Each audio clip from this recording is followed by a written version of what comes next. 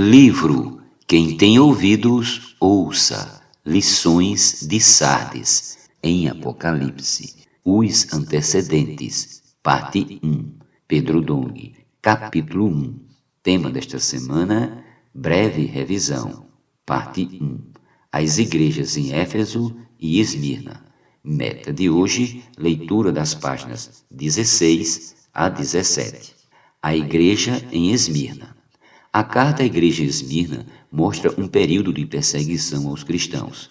O significado do nome Esmirna, que provém da palavra mirra, especiaria usada na preparação dos mortos para o sepultamento, reflete a tribulação e o sofrimento pelos quais a igreja passou nos primeiros séculos de sua existência. Nesta carta, o mensageiro transmite fielmente a seguinte mensagem.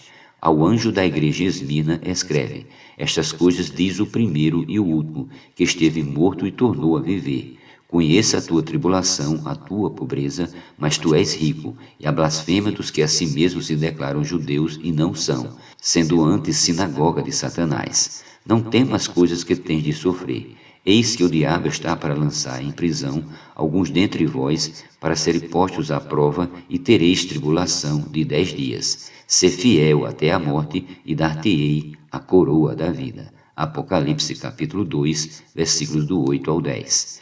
Quem afirma essas coisas é o próprio Senhor Jesus, pois Ele é o primeiro e o último, o Deus eterno.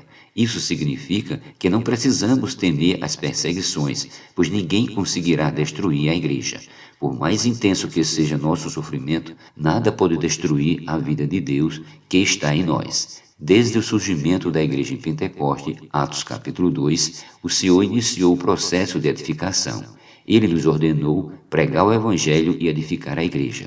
Para cumprir esse propósito, a exemplo da igreja em Esmirna, temos que ser fiéis até a morte. Satanás faz de tudo para atrapalhar a obra de Deus. Assim fez na época da reconstrução do templo, como também faz hoje na iminência da conclusão da edificação da igreja.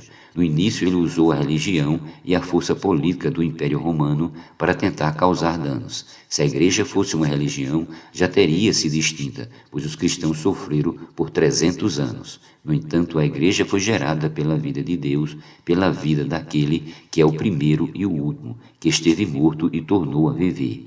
Ela é indestrutível. Portanto, não nos sintamos impotentes diante das investidas do inimigo. Pelo contrário, perseveremos na missão que o Senhor nos confiou, sabendo que Ele estará conosco para sempre. Mateus 28:20.